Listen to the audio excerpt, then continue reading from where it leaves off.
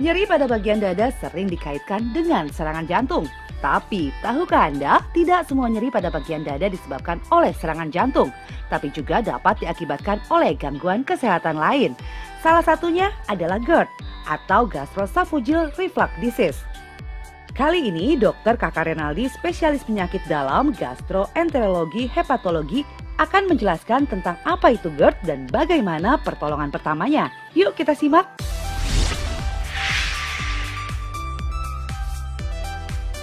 Jadi, GERD itu adalah setiap kondisi atau situasi adanya keluhan diakibatkan isi lambung yang naik ke atas. Istilah lainnya adalah regurgitasi atau reflux. Naik ke atasnya itu bisa mengakibatkan keluhan seperti di kerongkongan, seperti di tenggorokan, ataupun juga di hidung, seperti rasa tidak enak di hidung, bahkan sampai gangguan di kuping. Kupingnya seperti berdenging. Keluhan lainnya yang tidak enak misalnya adalah rasa tidak nyaman di dada yang seringkali membuat pasien panik. Nah, panik itu membuat GERD-nya bertambah berat dan tambah mencetuskan produksi asam lambungnya. Di samping itu, rasa yang tidak nyaman lainnya adalah heartburn. Itu yang sering membuat pasien panik dan seringkali pasien harus datang ke gawat darurat untuk mencari pertolongan. Namun seringkali baru sampai di rumah sakit, pasien sudah merasa perbaikan walaupun belum mendapatkan pengobatan. Karena psikis dan GERD itu saling berhubungan. Perbedaan antara MAH dan GERD itu dalam bentuk regurgitasinya. MAH itu biasanya dalam bahasa kedokteran kita sebut sebagai dispepsia. Dispepsia adalah setiap keluhan di perut bagian atas dapat berupa nyeri ulu hati, kembung, begah, cepat kenyang, ataupun tidak nafsu makan.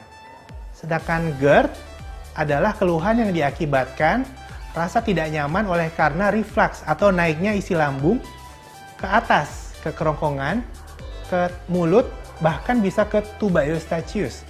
Sehingga mengakibatkan keluhan-keluhan seperti heartburn, rasa tidak enak di tenggorokan, gigi keropos, bahkan suara serak. Faktor pemicu GERD ada beberapa hal. Yang pertama yang paling sering adalah psikis atau stres pikiran. Stres pikiran seringkali memicu produksi asam lambung yang berlebih sehingga dapat mencetuskan GERD. Faktor kedua adalah minum minuman yang merangsang seperti halnya kopi, air jahe, ataupun air lemon.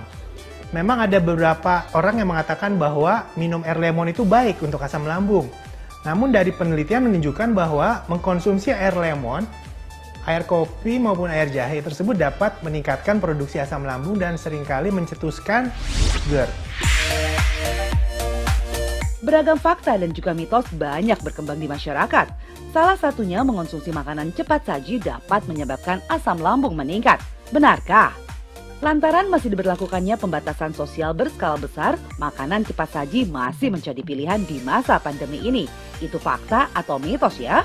Itu adalah mitos. Makanan cepat saji itu ketika kita konsumsi tidak bisa langsung menyebabkan GERD. Namun, jika kita sering mengkonsumsi makanan cepat saji atau yang kita sebut fast food, itu dapat menyebabkan badan kita menjadi bertambah besar atau bisa menyebabkan peningkatan berat badan yang mengarah ke obesitas. Nah, obesitas itulah yang dapat menyebabkan GERD. Bukan makanan cepat saji langsung menyebabkan GERD. Fakta mitos selanjutnya, GERD dapat menyebabkan kematian. Itu fakta atau mitos? Itu adalah mitos. Kenapa? Karena GERD tidak dapat menyebabkan kematian.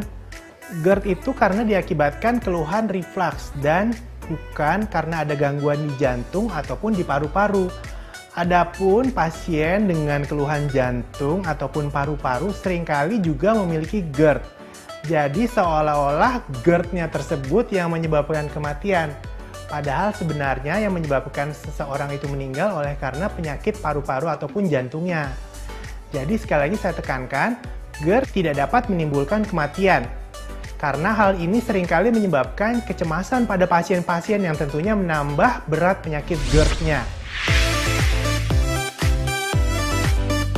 Mengonsumsi air putih tentu sangat dianjurkan. Menjaga tubuh agar tetap terhidrasi adalah salah satu mencegah terpapar dari bakteri dan juga virus.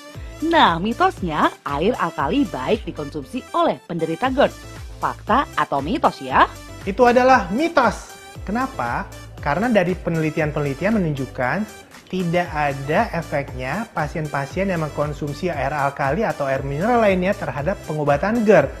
Karena pengobatan GERD yang utama adalah dengan obat penghambat pompa proton atau dalam bahasa Inggrisnya adalah PPI, Proton Pump Inhibitor. Oleh karena itu tidak dianjurkan pada pasien GERD untuk mengkonsumsi air lemon, air kelapa maupun air jahe.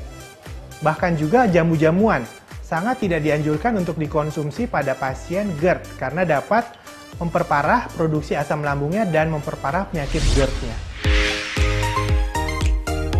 Saat asam lambung Anda naik, jangan panik ya. Dokter Kakak Renaldi akan memberikan tips pertolongan pertama pada serangan GERD untuk Anda. GERD itu diakibatkan oleh karena gangguan pada isi lambung. Posisinya adalah di sini, di ulu hati dan ke sebelah kiri ini adalah lambung, di mana isi lambung tersebut naik ke atas ke esofagus atau kerongkongan, bahkan bisa sampai ke lidah. Sehingga pasien pertama kali itu seringkali mengeluhkan rasa heartburn atau dada terasa terbakar, nyeri dada seperti ditusuk-tusuk, ataupun kalau menarik napas rasanya tidak lampias atau tidak puas, dan juga seringkali ada rasa tidak nyaman di tenggorokannya, dan juga rasa pahit di lidahnya. Semua itu diakibatkan oleh karena isi daripada lambung yang posisinya itu di ulu hati sampai ke sebelah kiri yang naik ke atas. Adapun yang bisa dilakukan Bapak Ibu di rumah jika mengalami serangan GERD, pertama tenang, jangan panik. Karena kalau kita panik, itu dapat semakin meningkatkan produksi asam lambung yang ujung-ujungnya semakin memperparah keluhan GERD-nya. Dengan cara tenang, dan yang kedua adalah dengan cara lakukan teknik pernapasan atau inhalasi. Dengan pernapasan atau inhalasi tersebut dapat membuat kita semakin rileks dan tenang. Coba praktekkan Pak Arif, mulai. Tarik napas 1, 2, 3, 4, 5. Tahan dalam waktu 5 detik. 1, 2, 3, 4, 5. Dan buang melalui mulut. 1, 2, 3, 4, 5. Dengan teknik inhalasi tersebut diharapkan pasien akan lebih rileks, lebih tenang, dan tentunya akan memperbaiki keluhan GERD-nya. Yang dapat dilakukan berikutnya yang ketiga adalah jika ketika serangan GERD itu terjadi pada posisi berdiri, maka disarankan kita untuk duduk. Ya, silakan Pak Arif duduk. Dan posisi tegak seperti ini agar mencegah naiknya asam lambung dari lambung ke atas. Kita memanfaatkan gaya gravitasi. Dengan posisi seperti ini dapat mencegah naiknya asam lambung ke kerongkongan atau esofagus.